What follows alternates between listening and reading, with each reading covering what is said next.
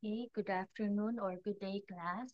Right? So, so far, a lot of you are having problems dun sa ating ECEDA. So, this is a tutorial on how to do the ECEDA for those who wants to use ECEDA para dun sa paggawa ng kanilang PCP. Right? So, eceda.com, gawa lang kayo ng account. So, libre lang yung account na yon. So, paggawa ninyo, select yung Pro Edition. And then gagawin ninyo is mag-create kayo ng project. So, new project and then lagay nyo lang yung name. So, for example, LPS, meron na ako dyan existing, pero gawin ko lang panibago. Okay? So, pag-create nyo ng project, right? So, pag naka-create na kayo ng project, magkakaroon yan ng, or i-open niya yung project ninyo. So, meron kayo niyang schematic. So, yung board. So, meron kayong schematic tsaka yung PCB. So, double-click yung schematic. So, this time, gagawin niyo is ilalagay nyo na ngayon yung schematic. So, if you remember, meron akong binigay na mga list of materials. So, roughly yun yung magiging guide ninyo sa mga list of materials ninyo.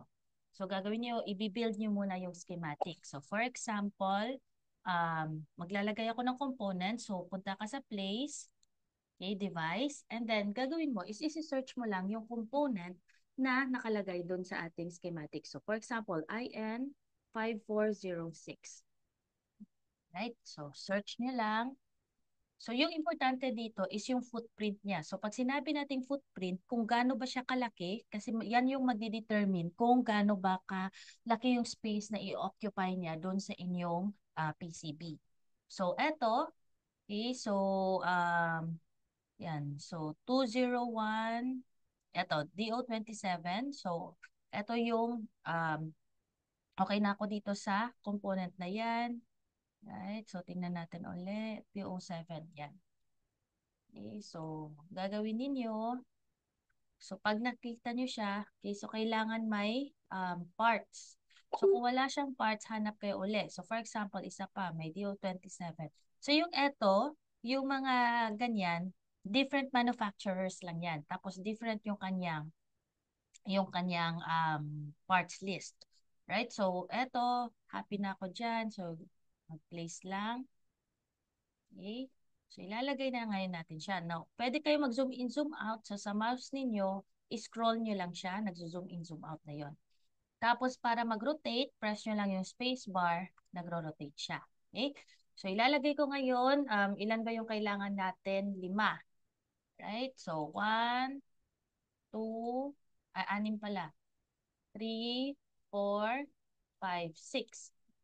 Okay? Tapos, press escape para na malis doon. Tapos, dagdag ulit kayo. So, lahat nung nandun sa list, ilalagay natin. So, sa input connector, naglagay ako doon ng KF301. So, search nyo lang. So, may pictures naman yan dyan.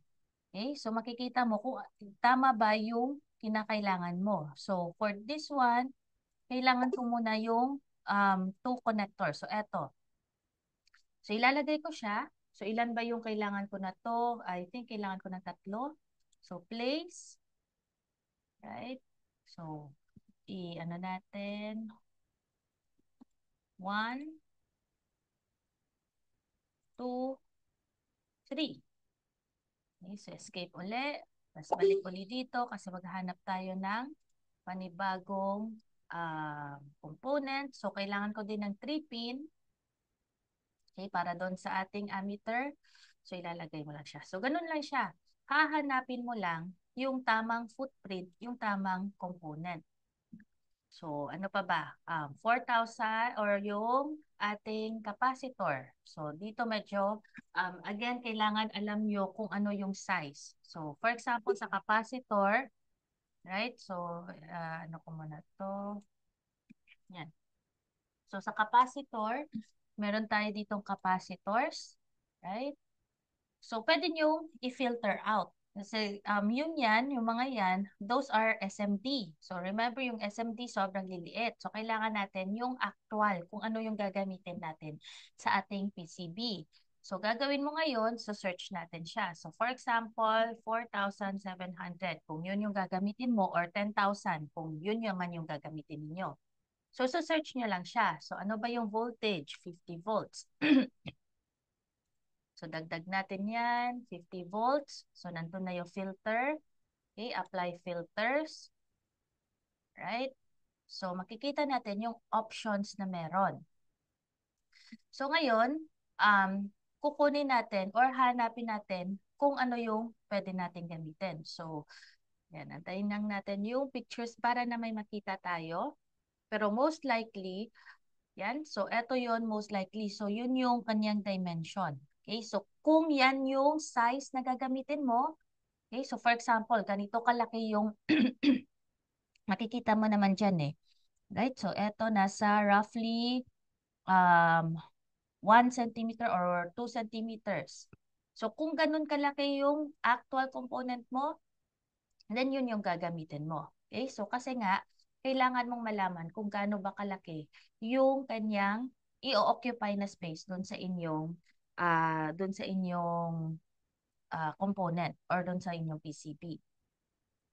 So, kung nyari eto na siya, so ilalagay ko, i-replace ko lang. Okay. So, i-rotate ko ulit para mas madali. So, space bar lang, rotate. Right? So, meron ka ng 4,700 microfarad. Okay? Tapos, hanapin mo ulit yung ibang components. Okay, so, kunyari, yung next na component na meron tayo dito is 0.1 microfarad. Okay, so, 0.1 microfarad.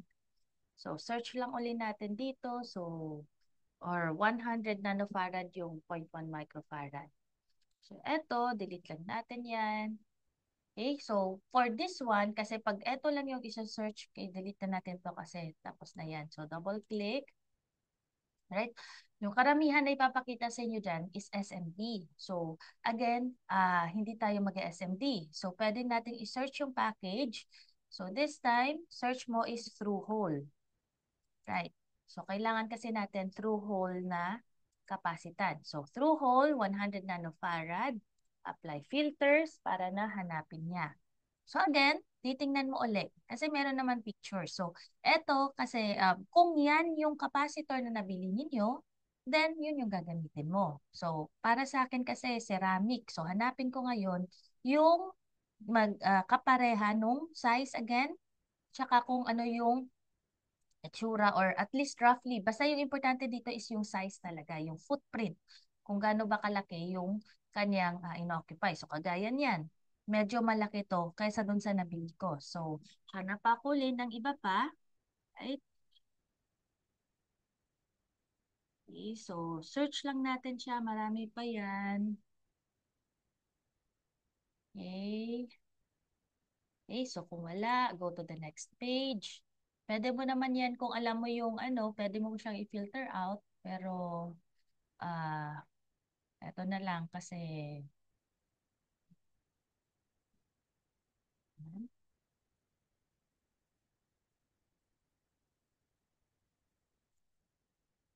okay, so hanapin lang natin. I'm pretty sure meron tayo dito.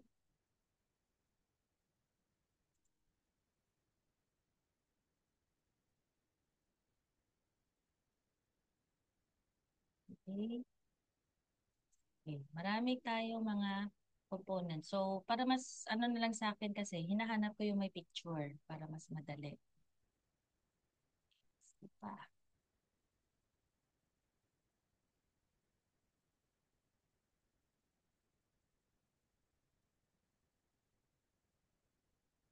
So, since wala, sige, hanapin natin dito, mag-filter tayo.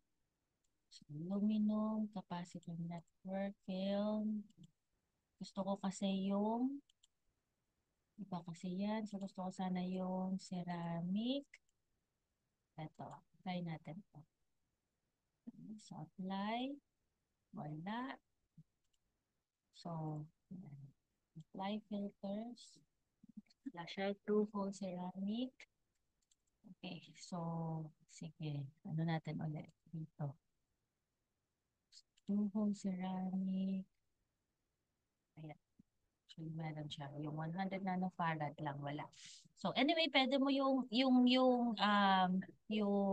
value niya, okay lang naman yun. Again, yung importante is yung size. So, for example, yung 100 nanofarad ko, ito yung size niya. So, ito yung ilalagay ko. So, ilalagay ko siya, right? So, place, okay. So, 100 nanofarad. Oh, 100 nanofarad pala yun. So, ilan ba yung 100 nanofarad ko? Dalawa. So, pwedeng lagay nyo lang siya ng lagay. Okay? So, sige. I-ano na muna natin tapos dagdagan lang natin mamaya. So, gawin ko muna yung connection. So, para mag-connect, gagamitin mo to. Right? So, ito yung pag-wire. So, connect nyo lang. Kung ano yung connection dun sa inyong schematic. Okay? Ito lang yan. Sobrang.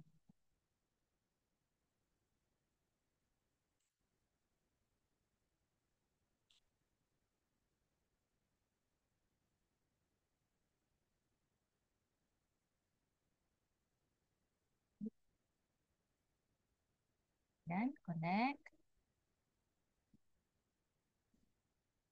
Ito ko yung mouse ko.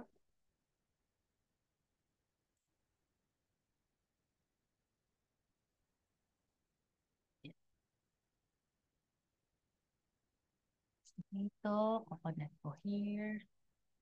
Align natin.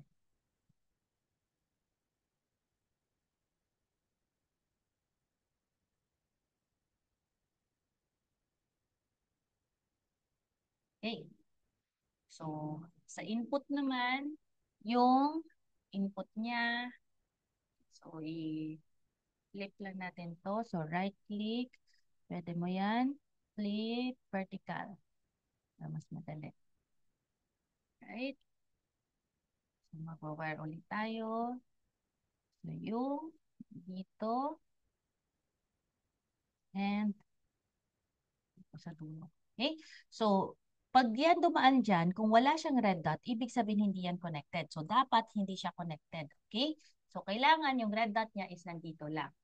Then, maglalagay tayo sa ating, so move lang natin to. Yan.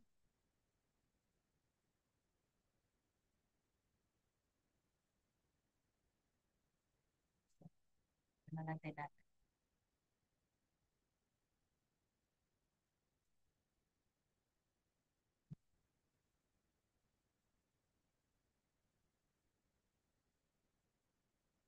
Ayan nyo lang muna yung naming. Right? So, para lang na makagawa tayo. So, ano yung connection? Yan. So, dito.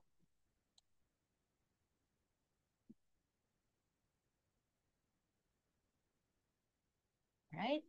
So, yung next is, kailangan natin ng LM317. So, place, device, then search nyo lang, LM317.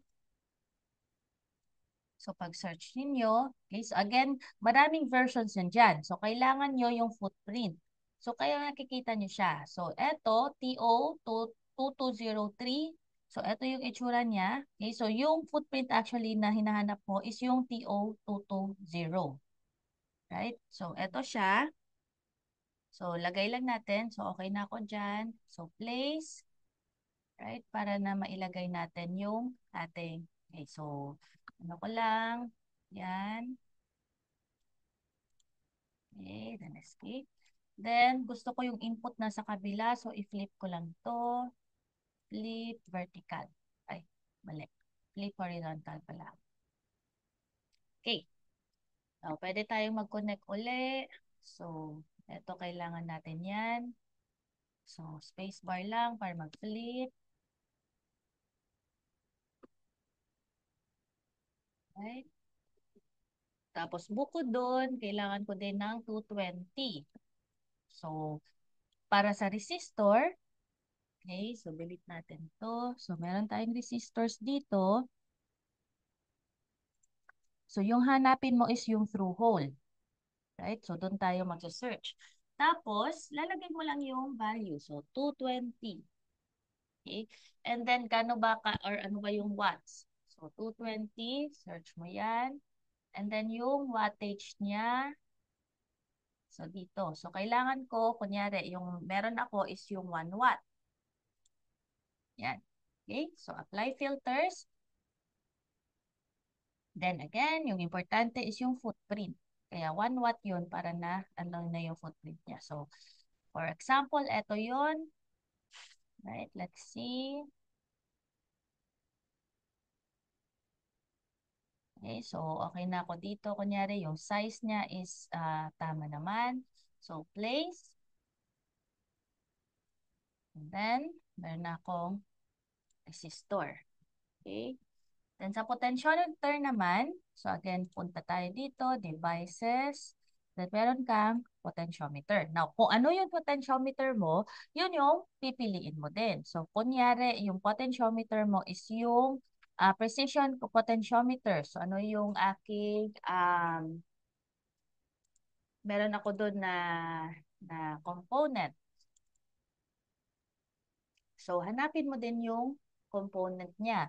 So, for example, dito, okay, let's see. Ano yung mga potentiometers here? So, I think, ano yun? Hindi SMD, hindi dip. So, through hole din. Through hole. Okay, try natin to. Right? Apply filters.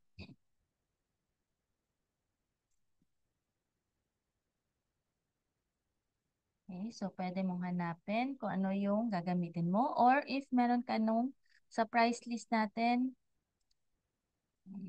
so, for example, yung multi-turn kasi, 10 turns yon. So, nakikita ko dito.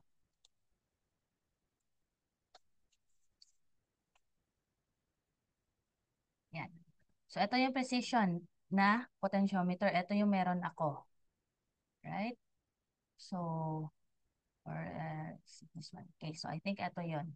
Tingnan natin. So, wala siyang part. Ito yung may part. So, ito yung ilalagay ko. Okay? So, again, yung importante is yung footprint kasi. Ha?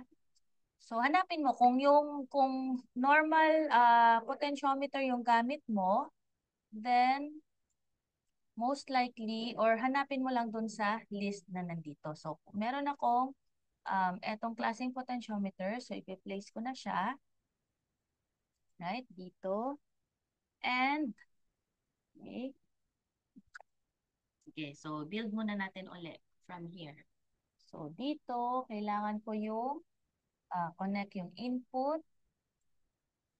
Mapunta dito. Okay, that is my input. And then, yung output ko, so move lang natin to. Ito is going to input and output. This is for your output and adjust. And then meron din akong R1. Connect natin. So, this one to this one. Nakaparallel yung 220 ohms. Okay? And then, ito,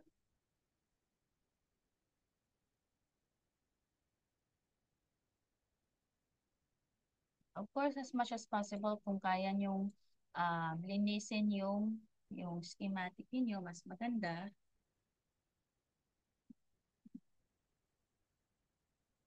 So, kung maalala nyo, para mas malinis, mas magandang, or mas hindi siya makakalito. Mas may isa pa, connection, this one, this one. Okay. Move natin to. Alright. So, yung eto,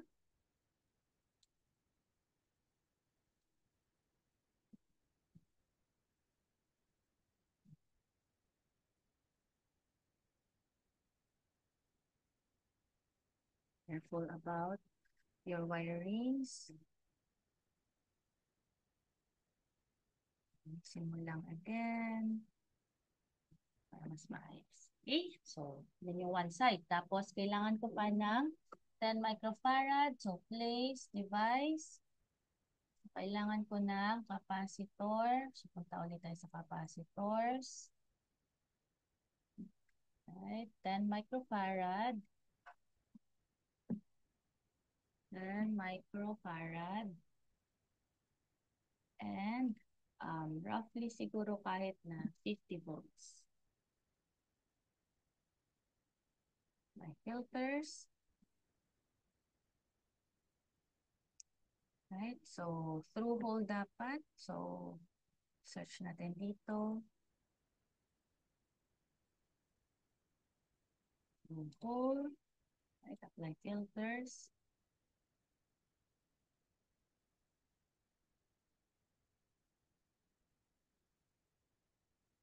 Natin.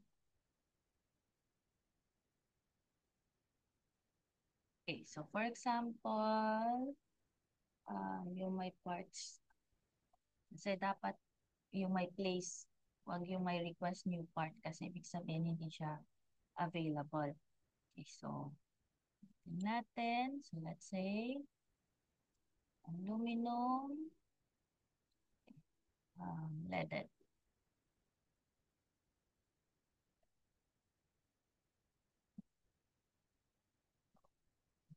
Yan. Capacitors, aluminum electrolytic, ano ba yan? Electrolytic, leaded. Okay, so, eto. So, place ko lang. Okay.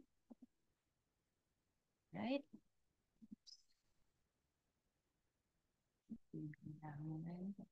Okay, so dadagdag mo lang yung connection. So galing dito. So naman papunta ulit dito. Okay? Then, yung next code mo is another 470. So another capacitor. So place. Okay, so this time, capacitor leaded pa din. 470 microfarad. 50 volts.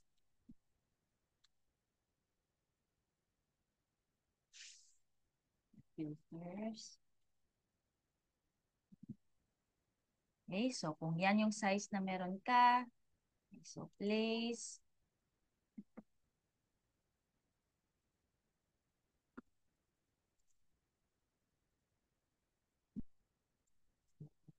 So,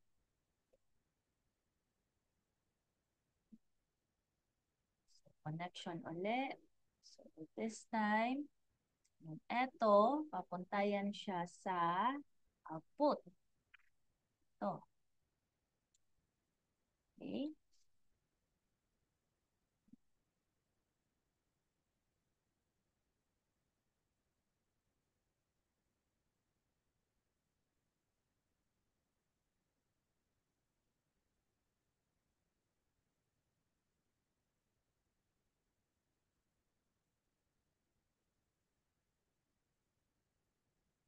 Okay. Then lastly, lagay tayo ng LED. Right? So, search natin, LED. So, through hole.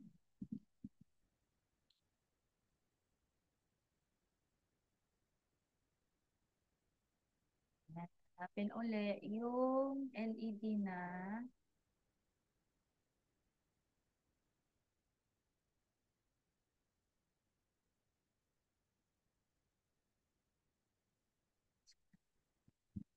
natin. LED.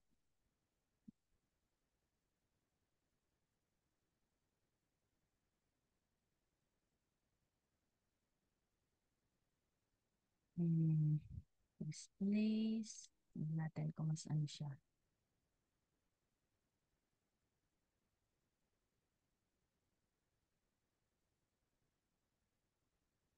Okay. This is siya LED driver. Okay, optoelectronic.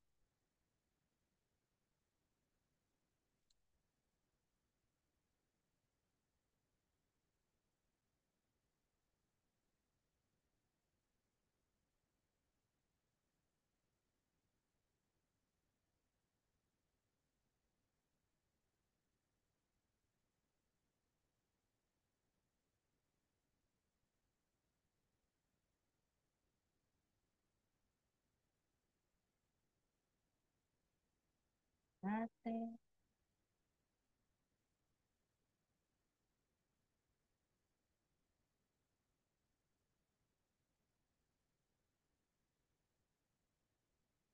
Yeah.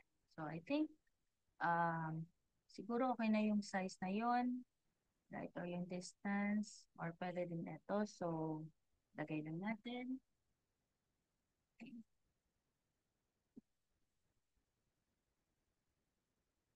Then lastly, yung ating 1K.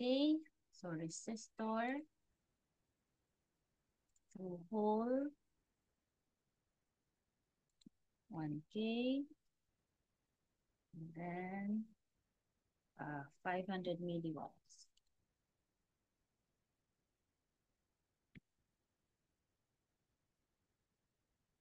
Right? So, yan. Place lang natin.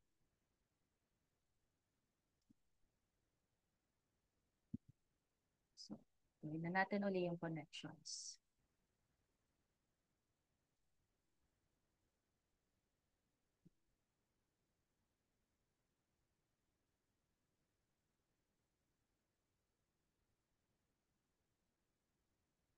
Okay. So, aside from this one, kailangan din natin gawan yung connectors natin. So, yung sa ating ammeter. So, yung ammeter display ninyo, meron yang 5 wire. So, merong tatlong, yung red, black, yellow, and then yung mas makapal na red and black. So, yung red and black na yon, that's actually for your current. Okay? So, current sensing siya. So, gagawin natin, okay? So the way you are going to connect it is that ito yung sa current display, okay? And then isi-series natin siya papunta dun sa output.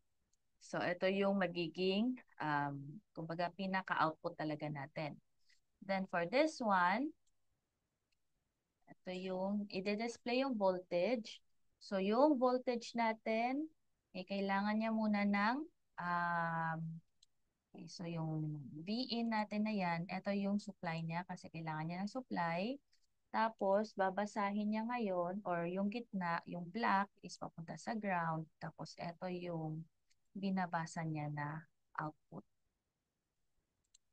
Right? At the same time, yung output na yan, ilalabas na rin. Okay? So, let's see na nakakonect siya.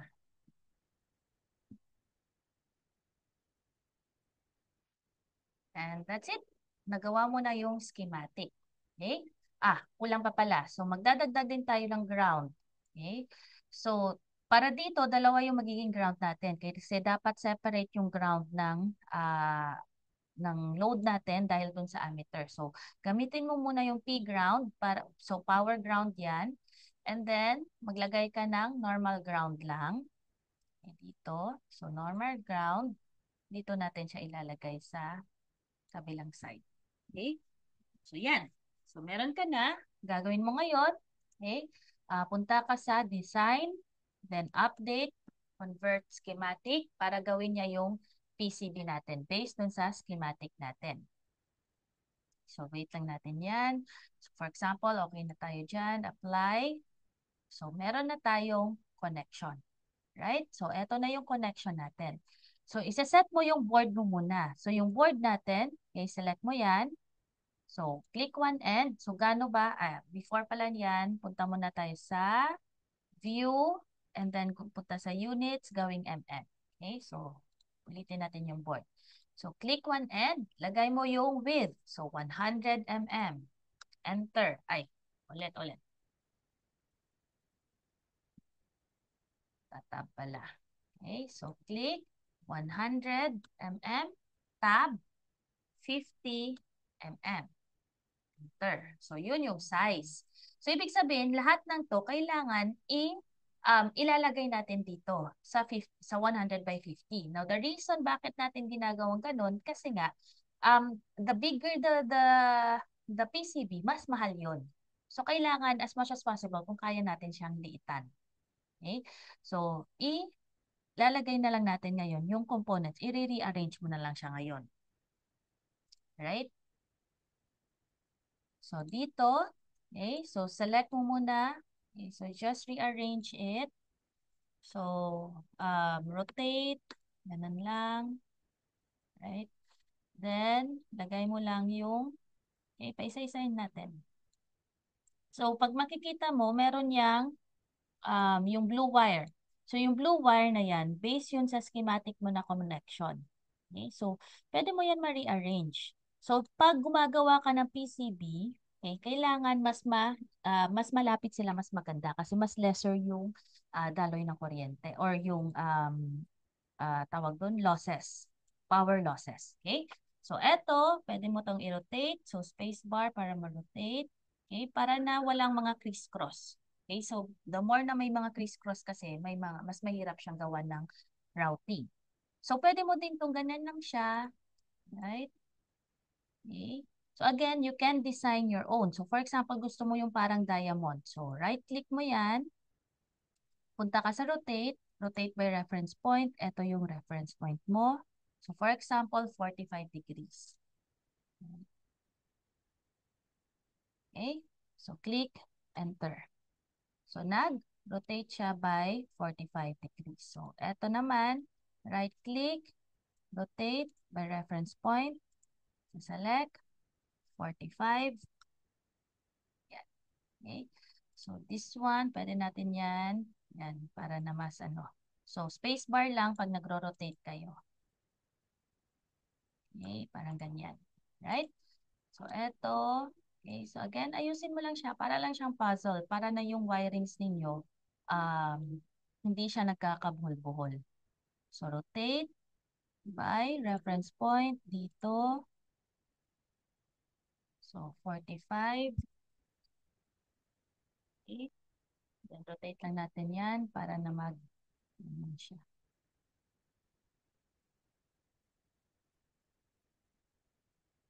Right? Basta wala lang ding overlapping. Dapat hindi sila overlapping. Okay, by the way, this one, dapat ganyan siya. Right? So here, right click, rotate, and then 45 degrees. Okay? So yun yung connection natin sa rectifier natin. Okay? Now, again, rearrange mo lang. Yan. So, notice ngayon, hindi masyadong nagkakabuhol-buhol yung ating wire na blue. Okay? So, aside from that, meron din dito. Yan. So, rearrange mo lang. Okay? As long as magkasya yan. Okay? So, by the way, yung sa LM natin, as much as possible, lagay natin siya sa gilid. Right? Kasi yung purpose niyan, kung sakaling may heatsink, meron siyang space dyan. Okay? So, let's say yung, right, so kulang or kailangan ko ng space. Ano ko muna to? Move muna natin.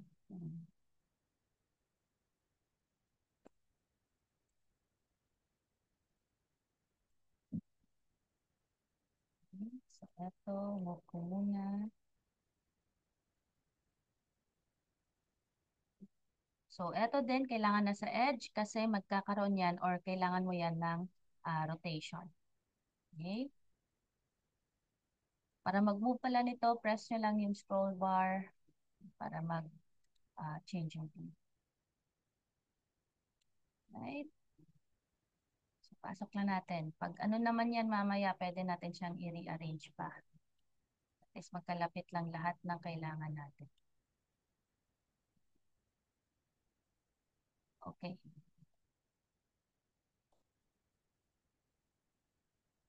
So, dapat hindi siya lalagpas dun sa ating board. Okay?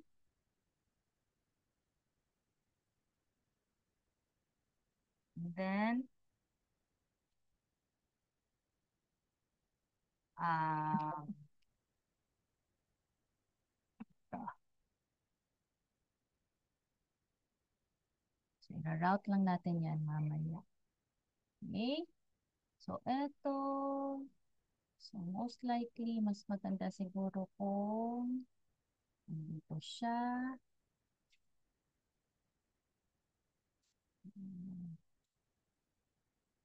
Galing yun dun sa taas. So, siguro mas maganda kung Ayan.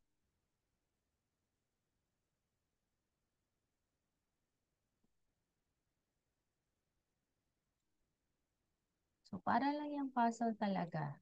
So, pwede mo pa yan i-rotate. So, dito, again, hindi siya kailangan na naka-straight line yan lahat. Basta ba't um, yung connection mo is working.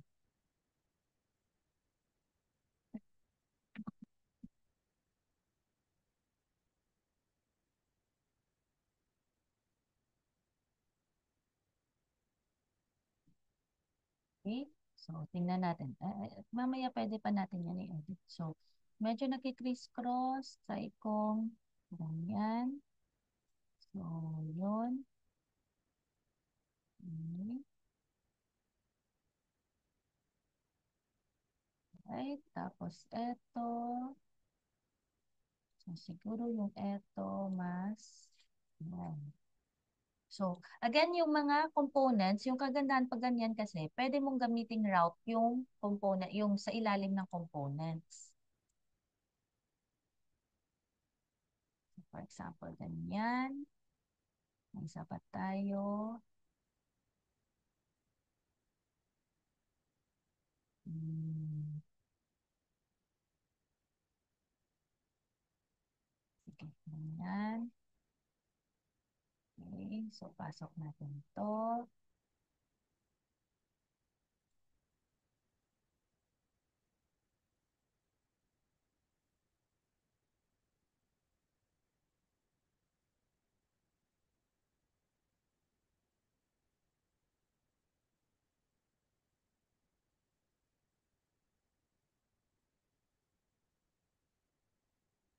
So, ito yung magiging para sa ammeter mo. Ito yung para naman sa iyong output talaga.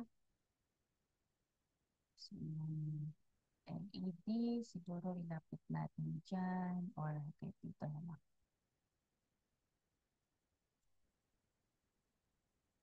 Yan. Okay, so try natin. Try natin i-route. Okay, so pag ready ka na mag-route, click this one, right? And then gawin mo 1.5 kasi kailangan mas makapal yung ating copper wires dahil nga um, ano to eh, power supply. So mas malaki yung connection. So gagamitin mo yung blue lines as guide. And then nakaano din naman yan kung dapat saan yung connection. So for example, ganyan. Papunta dito. Okay, eto connected. Eto connected. So connect mo lang. Right? So yan, papunta siya dyan. So again, pwedeng daanan yung ilalim nito. Okay, yung hindi pwede mag-criss-cross yung mga routes ninyo, yung red. So, meron tayong ganyan. So, hanapin lang natin yung magandang route. So, eto, 1.8. Right? So, dapat papunta yan siya dito. Okay. Right? Okay. And then, okay. Yan. So, papunta here. Okay. And then, going there. So, again, puzzle lang yan. So, wag mo na yan. Right? Next is IN 802 is over here sa other end. So I guess siguro mas maganda tong i-flip. Matanggalin natin yan. Right? So this one, okay, so again, make sure na 1.5. So eto, oops, 1.5. So yung eto, papunta siya dito. So pwede siguro dito siya dadaan. Yan. Okay? Then, pwede pa natin tong i-move. Kasi para may isa pang daanan para doon. So, move natin to dito pa. And eto. Dapat again, walang banggaan. Right? So, ulit, 1.5 meter. Okay? So, yung eto, papunta, go there.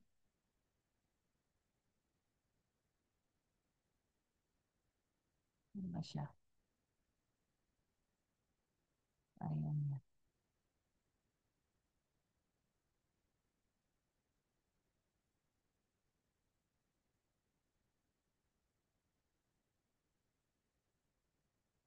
Okay? Then, where is it? This one.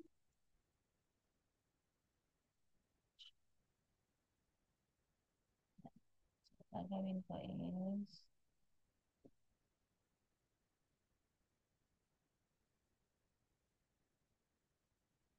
natin yung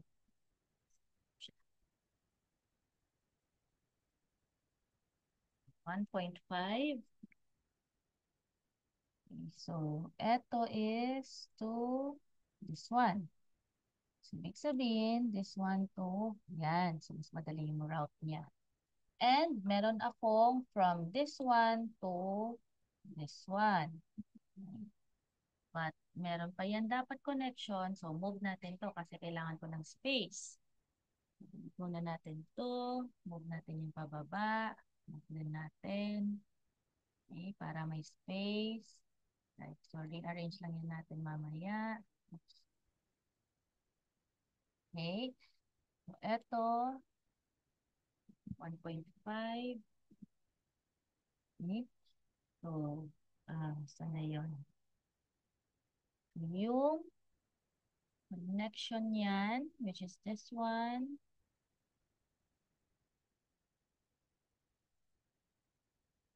It goes to there. And this here goes to the other side. And then this one goes to this one. Okay? Right? So, pag hindi naman dapat ganun yung connection, nabibigyan din naman yan ng ano, or hindi niya naman i-allow. Okay? So, for example, P ground, dito natin siya daan para na ano. Tapos, si ground to ground. Right?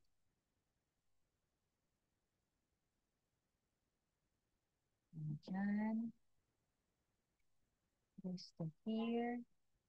So, yung goal is maubos natin yan yung lahat ng glue.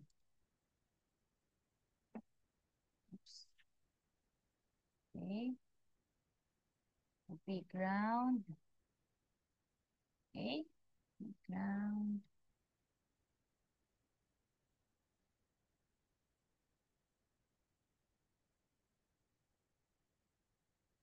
Okay.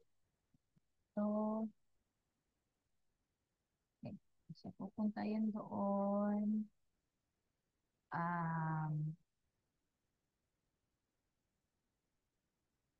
Ito, delete natin yan.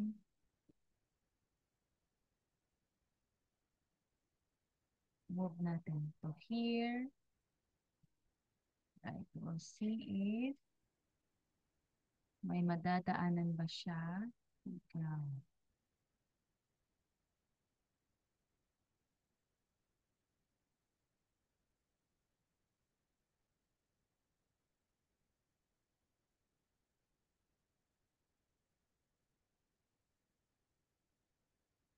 In connection na lang. So this should be connected to that one there. So let's remove this one.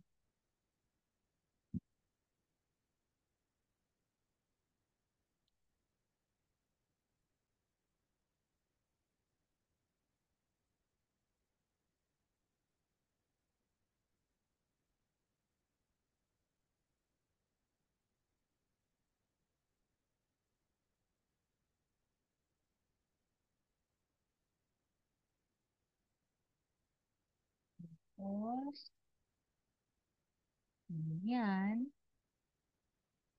Connect na doon. So, right. Ganyan. Yung ground na yan.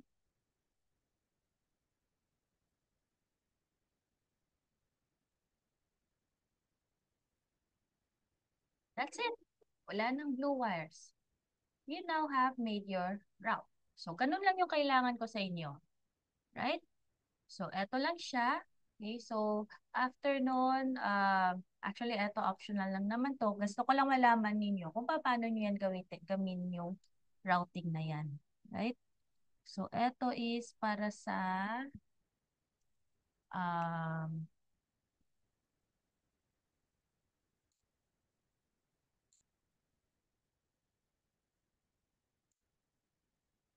so, I think, yan na natin yan. Okay?